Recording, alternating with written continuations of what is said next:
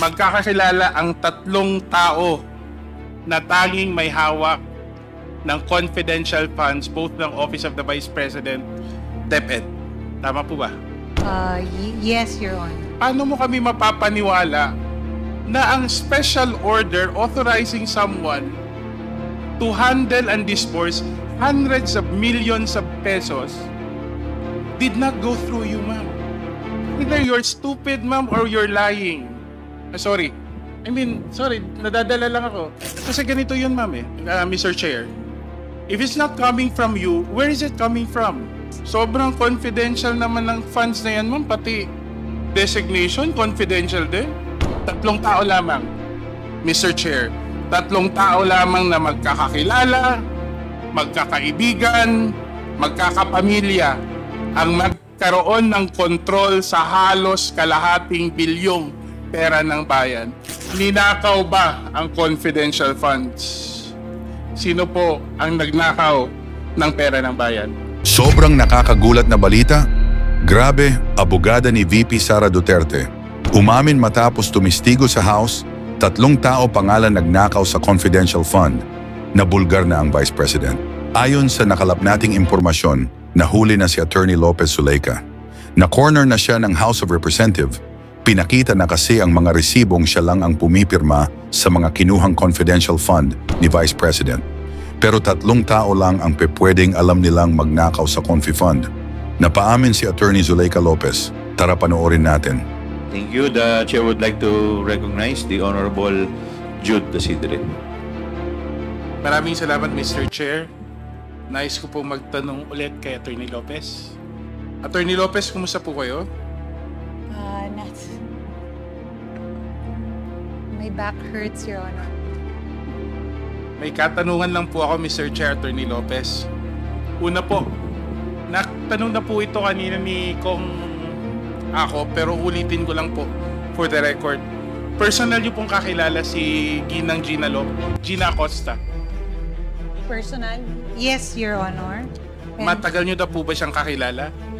Kakilala ko po siya dahil she also was with the city government of Davao. Sa anong kapasidad po siya konektado sa city government of Davao? She was with the city budget office, I understand, Your Honor. At that time, you were city administrator. Matagal niyo na po ba siyang kakilala? Professionally, yes, Your Honor. Matagal na po. So, sa tingin niyo po, pagkakaalam niyo po, paano kaya napili si Ginang Acosta bilang SDO? Kasi I'm sure there must be a reason for you to have chosen her from Davao LGU and bring her to the Office of the Vice President. Your Honor, I did not choose her as SDO. I mean, to your knowledge, why was she chosen? I'm sure it was intimated to sa inyo bilang Chief of Staff, having supervision. No, Your Honor, it was not at all intimated. So it was not your decision to choose her as SDO? I was not the one, Your Honor, for the record, to designate Ms. Acosta. Were you ever consulted or asked whether she is the best person to be selected as designated as SDO? No, Your Honor, I was not consulted. Whose decision was it to make her SDO? The person who the designating officer was the head of agency, Your Honor. In this case, it's the Vice President, correct? Yes, Your Honor. So are you saying for the record that it was the Vice President who personally chose Gina Acosta to be the special disbursing officer for the confidential funds in the Office of the Vice President? Yes or no? Yes, Your Honor. Yes. That was the designation. Naalala niyo po ba anong plantilla position ni Ginang Acosta? For the moment, let me confer with Direct. Okay. Your Honor, Ms. Acosta is Vice Presidential Officer, Staff Officer 6. Okay. Salary grade?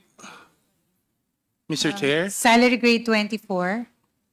Sa iyong pagkakakilala, meron bang experience o qualification si Ginang Acosta para maging SDO ng VP? Sa kasali lang to give us, you're the closest to the Vice President in the room right now. So just to have an understanding of whether the Vice President saw something in Gina Acosta for her to be qualified as SDO. Your Honor, I cannot answer for the Vice President. But do you think, that's why I'm asking, sa inyong pagkakaalam, sa inyong pagkakakilala sa kanya, meron bang experience o qualification si Ginang Acosta na sa tingin niyo po, dapat sa kanya maging SDO? I'm sure as head of office, I mean as Chief of Staff. I can only answer, Your Honor, for the functions that she does for the Office of the Chief of Staff, not as SDO. So you never had any control over her as SDO? None, Your Honor. Eto po, dati ho kayong city administrator. When you were city administrator, may confidential funds din po ang city government of Davao. Yes, That Your is Honor. on record, di ba? Yes, that was Okay. presented also a while ago. Para lang ma-refresh ang memory ng ating mga miyembro ng komite at ng taong bayan, ano po bang SDO? Anong qualifications ng SDO po, ma'am? Sa inyong pagkakaalam po. Your Honor, I have no idea what are the qualifications, but maybe the finance cluster because Can we ask the Treasury to give us Mr. Chair? Just to refresh our memory or Attorney. our understanding. Attorney Sanchez. Attorney Sanchez? Would you know? Mr. Chair, based on the circular, wala pong specific qualifications na indicated. But based also on the circular, there are duties to be performed by the SDO. So the SDO to be appointed should be able to have the qualifications to perform the duties indicated in the circular. At kasama po dito, attorney, yung tinatawag nating trust and confidence. Yes, Mr. Chair, that is not, although that is not indicated in the circular. In practice, it is. Yes, Mr. Chair. But would you also understand that trust and confidence, would you also agree that trust and confidence need to be balanced with accountability at, of course, the competence to be able to carry out the function? Yes, Mr. Chair. Dito, pangalawang tanong po, balik ako kay Attorney Lopez. Kilala niyo po ba si Edward Fajarda? Kilala ko po, Your Honor. Matagal niyo to po ba siyang kakilala, ma'am? Hindi po. Paano niyo po siya nakilala? I only know Mr. Fajarda as the spouse of Attorney Sunshine Fajarda. So hindi niyo may alam po ba kayo kung paano napili si Edward Fajarda bilang SDO? Hindi, I have no personal knowledge, Your Honor. So hindi niyo alam kung paano pinipili ang tao, pero alam niyo po kung paano tinatanggal ang tao sa Office of the Secretary ng Department of Education? Your Honor, as explained early on this afternoon, that was a task that was given to me by the Vice President, who was then the Secretary of Education. So would you confirm that there are specific tasks that were given to you, including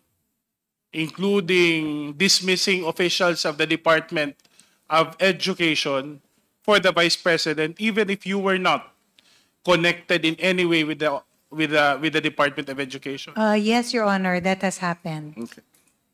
So hindi nyo rin alam kung ano ang plantilla position ni Edward Fajarda? Hindi po. Hindi nyo rin alam kung may qualifications ba or meron bang experience si Edward Fajarda para maging SDO? Hindi po. I have no knowledge. Alam mo, Mr. Chair, ang bilis magtiwala ng Office of the Vice President, no? Ilang milyon, pero hindi kakilala. Ito na lang, siguro kakilala niyo po, Attorney Lopez. Kilala niyo po ba si Shine Fajarda? At Attorney Sunshine Fajarda, yes. Matagal niyo po ba siyang kakilala? Attorney Sunshine is also one of the... Oo, matagal ko na po siyang kilala. Empleyado po siya din ng local government. Sa pagkakaalam niyo po, at based sa dahil matagal na kayo magkakilala, malapit po ba sa isang personal na rason for personal reasons si Attorney Shine sa head of agency, sa pangalawang Pangulo? I cannot comment on their personal relationship, but professionally, yes, Your Honor. I think their proximity because of the work that Attorney Sunshine does. Alam niyo ho, ang tinitignan ko po dito, Attorney Lopez, kanina niyo po sinasabi na compartmentalized madalas ang instructions ng pangalawang Pangulo. Tama po ba? Kanina, mula kahapon, kanina nakita ko sa social media, merong mga kumakalat na screenshots na di umano humihingi si Edward Farda ng mga personal bank account ng mga division superintendents. Ewan ko kung nakita nyo na ho. Allegedly, para may ipapadala silang pera sa kanila. Hindi ko verified. Nakita ko lang ho, nandun yung pangalan niya, nandun yung discussion. Saka-sakali lang, may alam po ba kayo dito? Wala po, Your Honor. I am not aware of that. Is that a text? Chat group discussion. No, Your Honor, I'm not aware. Sa tingin nyo po, sa inyong pagkakakilala, si Edward man or si Sunshine Fajarda gagawin ang naturang instruction na magbigay ng instruction sa mga division superintendents? Your Honor, I have no personal knowledge as regards that. Ay, hindi ko po nakatrabaho si Mr. Fajarda. Pero ano po ang posisyon niyo ni Mr. Fajarda at the moment?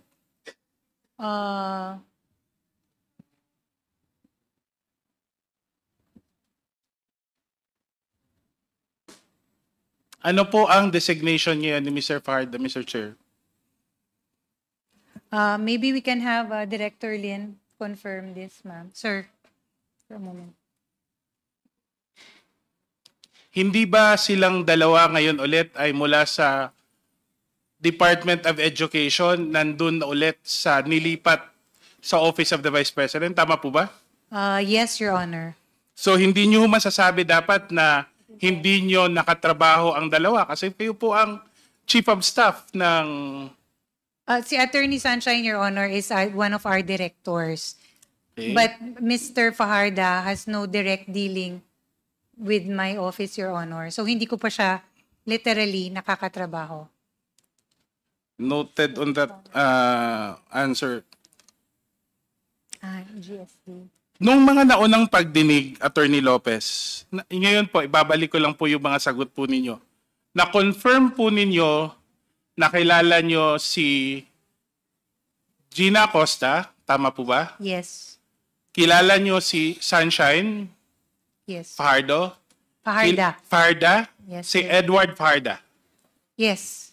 Magkakakilala ang tatlong tao na tanging may hawak ng confidential funds both ng Office of the Vice President at ng DepEd. Tama po ba? Yes, Your Honor. So ulitin ko lang para sa kalinawan ng lahat, kino-confirm nyo na magkakakilala itong tatlong tao na may control or discretion sa disbursement ng confidential funds ng OVP at ng Department of Education. Your Honor, Mr. Chair, given that we're all working in the same office, it is safe to assume, Your Honor, na magkakakilala na po sila. But would you also confirm na magkakakilala sila even before when they were assigned or they were employed by either the Office of the Vice President or the Department of Education?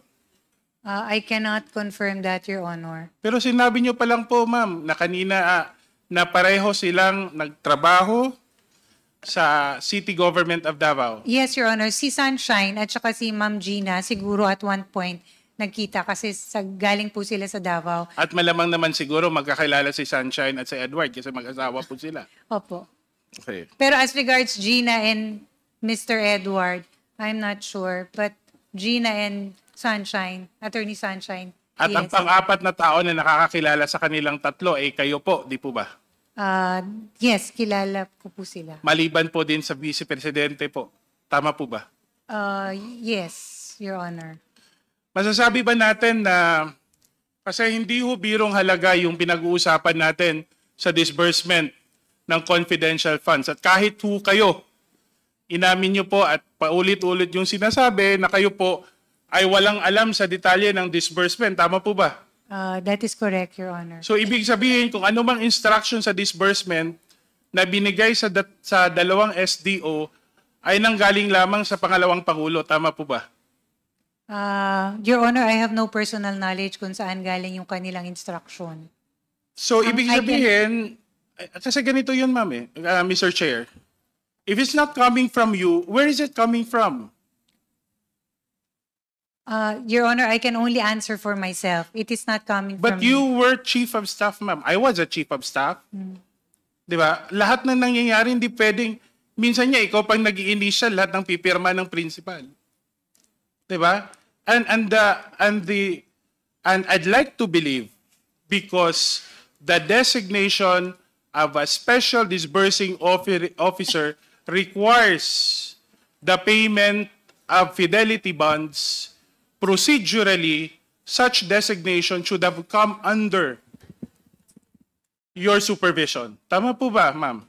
No, the matter of fidelity bonds, I think it went through the finance cluster. But of course, who would have endorsed it to them? You mean si finance cluster, ginawa lang nila on their own volition? I did not endorse the bonded officers, Your Honor. No, what I'm saying is, gagawin lang ba yon ng finance cluster even without your permission, without your endorsement, na ito ang gagawin nating supervising disbursement officer? So ang nagdesisyon lang nun, nakunan sila ng fidelity bond, ang finance cluster lang? Your Honor, as stated earlier, I was not the one who designated them as SDO. So these are documents. So sino pang nag-designate sa kanilang SDO ulit, ma'am? The head of agency, Your Honor. So, okay. Attorney Sanchez, kinausap ka ba ni VP Sara na ayusin yung fidelity bond ni Miss Acosta? Mr. Chair, can I respond? Yes. Tony Sanchez. Okay, thank you, Mr. Chair. Mr. Chair, whenever there is a special order designating special disbursing officers in the Office of the Vice President, it is incumbent upon the finance cluster to arrange and to obtain the fidelity bond, Mr. Chair. So we relied on the issued special order designating Ms. Acosta as the special disbursing officer. So sino po, Attorney Sanchez, Mr. Chair, ang nagpadala ng special order sa inyo? Mr. Chair, it was released through the Central Records Unit, Mr. Chair. Naka-number na siya as a special order. So we took that as para it triggered the for our division, for the accounting division to process the fidelity bonding, Mr. Chair. Ibig sabihin, Attorney Sanchez, you just processed it on the presumption that it went through the regular channels.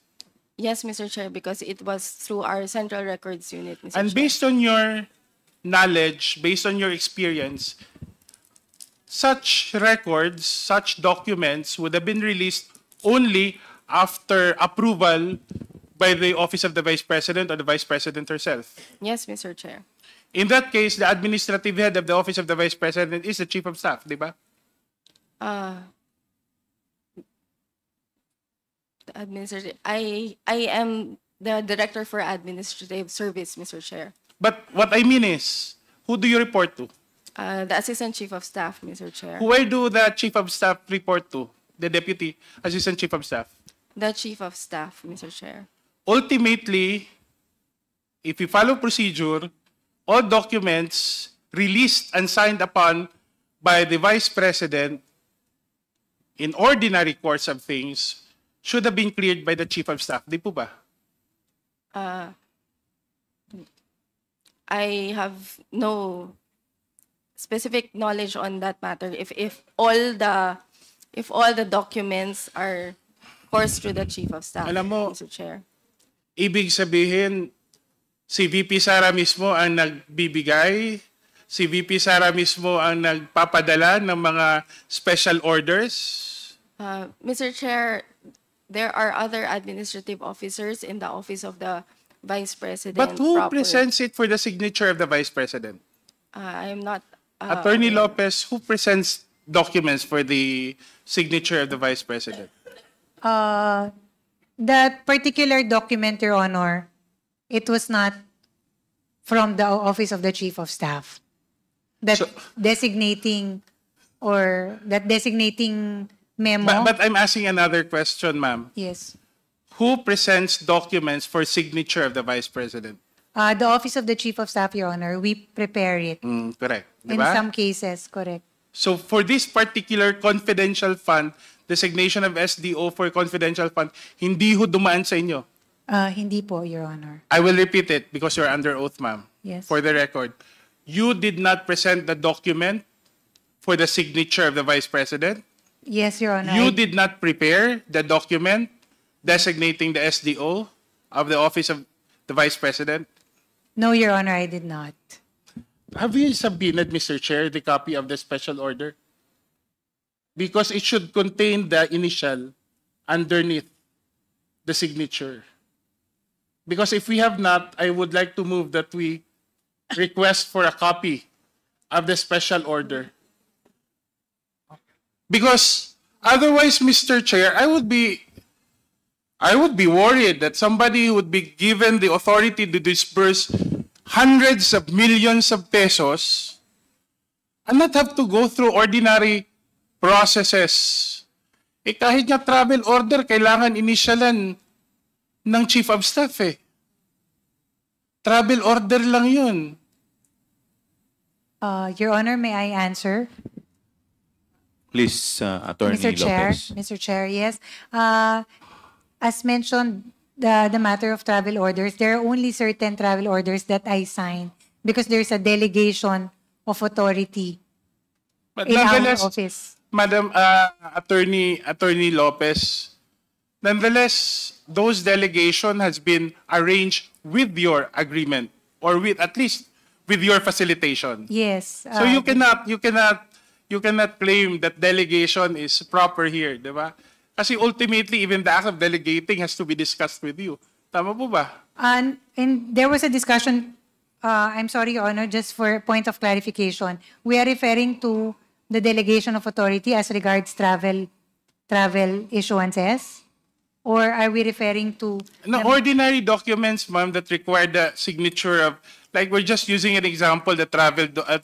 kasi kung ang travel authority nga, kailangan ng knowledge, is issued with the knowledge of the Chief of Staff, paano mo kami mapapaniwala na ang special order authorizing someone to handle and disburse hundreds of millions of pesos did not go through you, ma'am? Either you're stupid, ma'am, or you're lying. Sorry, nadadala lang ako. Di ba? Kasi nag-Chief of Staff ako eh. Lahat to ng dinadaan, pipirmahan, kasi either ang principal ko ang kulong o ako ang kulong. Kasi ako ang mag-i-initial eh. And we're not talking about as an ordinary designation. This is SDO.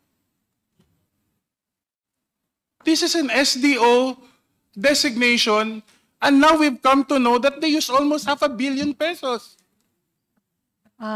Your Honor, respectfully, that was a document, that was not a document that was prepared by my office. Sobrang confidential naman ng funds na yan, ma'am. Pati designation, confidential din. As mentioned earlier, Your Honor, my task really as the Chief of Staff and as Undersecretary was to handle all the socio-economic programs of the office. It's a day-to-day operations thing, oversight of all the divisions, the employees of the OVP, Your Honor. But it is also not the case that when you're chief of staff, even if you would handle ordinary administrative, as you mentioned, you also have to understand the point and direction of all these administrative decisions, di ba? Your Honor, ang sinasabi ko naman lang po is that that particular document, the designation was not prepared by the Office of the Chief of Staff, did not go through me. So I really have no information as regards that. Anyway, sorry kanina, Yun Attorney lang. Lopez, so medyo nadala lang ako, pero ito Oo, na lang. no need for name calling sana, sir. Sa tingin niyo po, My request. ang tatlong individual na to, na mention kanina, Attorney Lopez, si Fajarda, si Sunshine, si Edward, at si Gina Acosta. Kikilos ba ng mga to? Kasi sabi mo, walang instruction from you. Sa inyong pagkakakilala sa kanila, kikilos ba sila? Gagawa ba sila ng kahit anong hakbang na walang instruction mula sa inyo o sa pangalawang Pangulo? I can only answer for Ms. Gina Acosta, Your Honor, because she is under the Office of the Chief of Staff doing certain tasks. Well, she worked without the Vice President's instructions. As regards, I cannot say, Your Honor, because I am really Okay, not I part will of it. qualify I will revise the question. Should she act without kasi wala ka naman out of the picture ka. In your estimation as Chief of Staff, should she act without the instruction of the Vice President? Kasi kung hindi ka rin kasama, baka si Gina Fajardo talaga ang nagtago nung nag-disburse lang, kanya lang, di ba? Your Honor, given that she was designated as an SDO, she will get her instructions from the one who designated her as SDO. Okay. Hindi ko ako abogado, ma'am, pero ang sagot niyo po, abogado talaga. Ano? Ito na lang. Kikilos ba, gagalaw ba si Ginang Acosta dapat bang gumalaw o kumilos o magdesisyon si Ginang Acosta na walang pahintulot o instructions mula sa pangalawang Pangulo? Hindi po. Tama. Salamat po for that answer. Pwede ba nating masabi, ma'am, na dahil matagal nang magkakakilala itong tatlong tao, magkilala din ninyong kayo, kilala din ni Vice President, pwede ba nating masabi na sa usapin ng confidential funds, the act of one is the act of all? Your Honor, as I mentioned, I can only answer for myself. No, I am not privy to anything as regards the disbursement, utilization of the confidential funds. Ma'am, kung hindi po kayo privy sa utilization ng confidential funds, paano nyo po ma-establish yung boundaries ng liquidation at kayo pa po ang nagsulat sa Commission on Audit tungkol dito? Oo. As I mentioned earlier, Your Honor, these were documents and attachments presented and prepared by Mr. Lemuel Ortonio. Ma'am, as a lawyer and as a Chief of Staff of the Vice President, hindi ba sa tingin ninyo, in your judgment, etong mga arrangements na to na medyo sabihin na lang natin unorthodox, no? Ito ang nagresulta ng kakulangan po ng transparency sa paggamit at pag-disburse ng confidential funds. In your judgment, ma'am,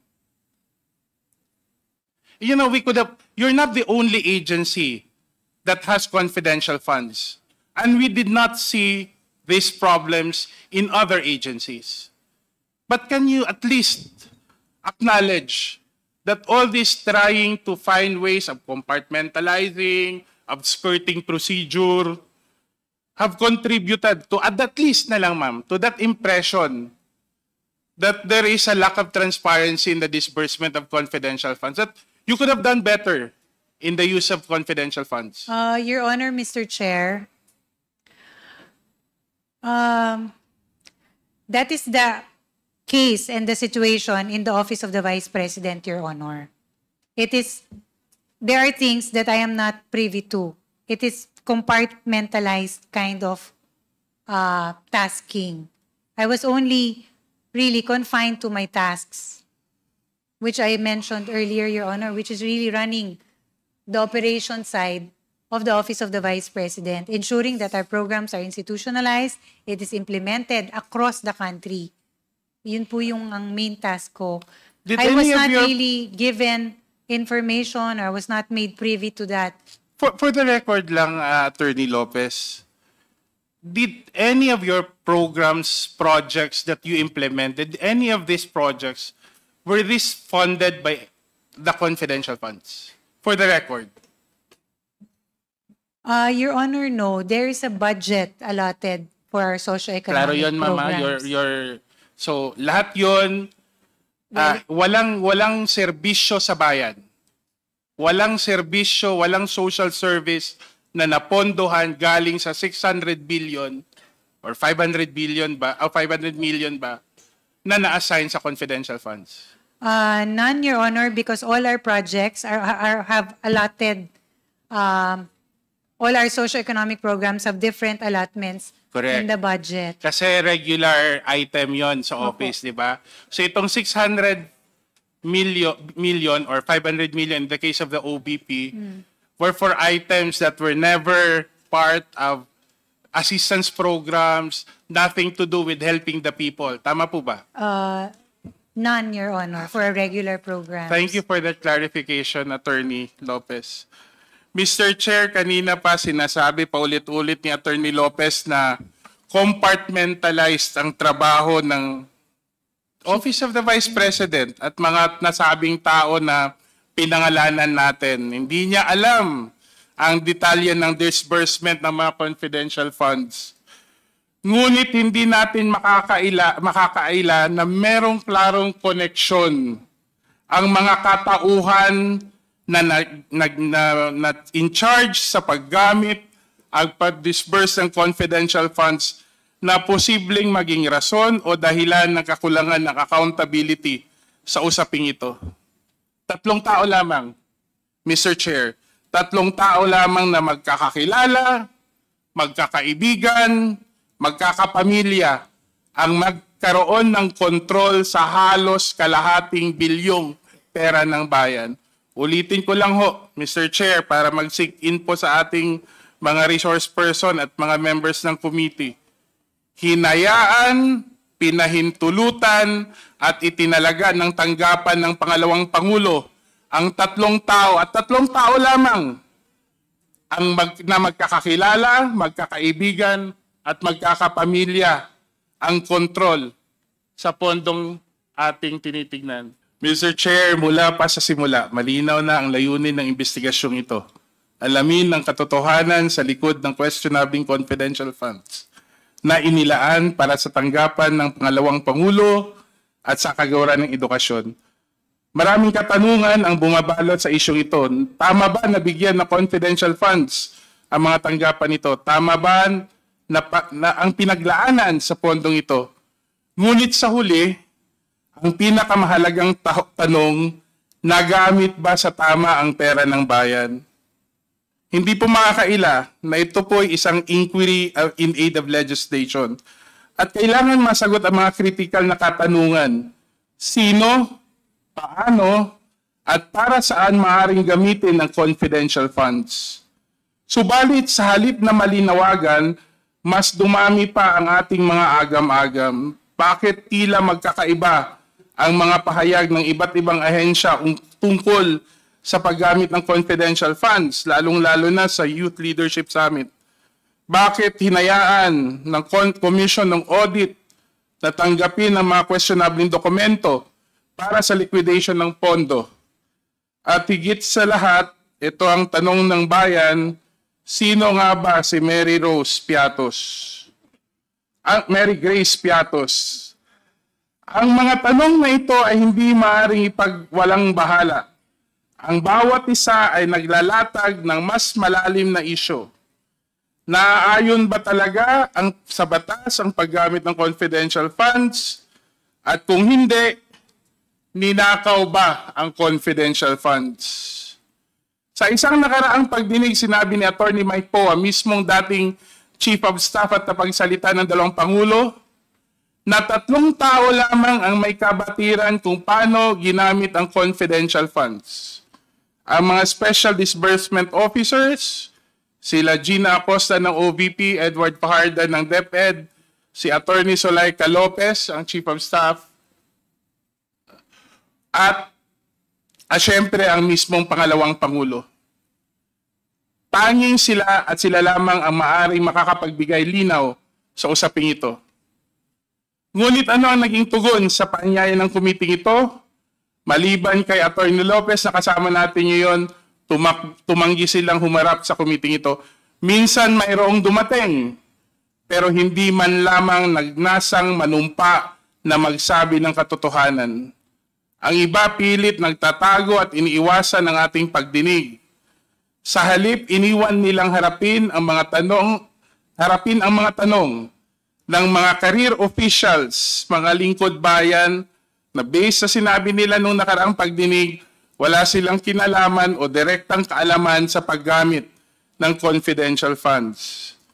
Alam mo, last hearing pa po, Mr. Chair, ito po ay aking napansin at napakasakit isipin na iniwan ang mga lingkod bayan na ating mga career officials na magpaliwanag ng pondong hindi nila nakita ni hindi nila nagamit. Parang naiwan sa ere ang ating mga career officials na halos buong buhay na nila ay nilaan sa paglilingkod bayan. Ang tanong, bakit? Ano ang kinakatakutan ng mga opisyal na may direktang kaalaman dito? Hindi ko maiwasang isipin kung ganito ba kababa ang tingin o ang trato ng naturang head of agency sa mga career officials sa kanilang ahensya. O di kaya sa tingin ba nila, hindi karapat-dapat na malaman ng taong bayan ang katotohanan? Nitong nakaraang pagdinig na tanong ko po sa ating mga panauhin, ating mga career officials, at nandito po sila at sinang-ayunan nila ako, na kahit ano pa ang kanilang pagnanais at pagsisikap na sundin ng mga batas at alituntunin sa tamang paggamit ng pera ng bayan, mananaig pa rin din sa huli ang patnubay at desisyon ng mga nakakataas at sa puntong ito ang mismong pangalawang Pangulo ng ating bansa. Ang bawat piso ng confidential funds, Mr. Chair, ay pera ng bayan. Ang patuloy na pag-iwas at pagtangging humarap sa mga sanay may kinalaman at may tungkulin sa pondong ito, sa komiting ito, ay isang insulto sa mandato nilang maglingkod ng may katapatan. Hindi po biro ang halagang pinag-uusapan natin dito. Lampas kalahating bilyong piso. Ang 150 million confidential fund ng DepEd, halimbawa, ay tila walang malinaw na plano kung paano ito gagamitin at walang konkretong dokumento o ebidensya kung paano ito ginastos.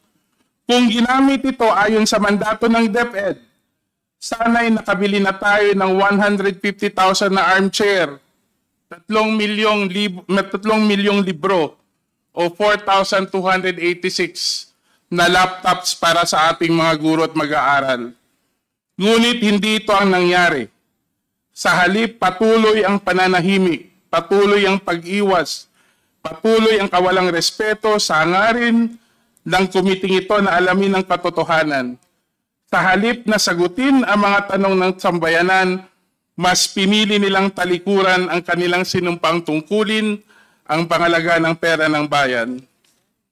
Hinihikayat ko, Mr. Chair, na kahit minsan hindi natin nakukuha ang mga sagot na gusto nating malaman sa ating mga resource person, ay wag ho tayong tumigil, wag ho tayong mapagod hanggang mailabas sa katotohanan at magkaroon ng kasagutan ang mga tanong ng sambayanan na nanatiling matalim at mariin.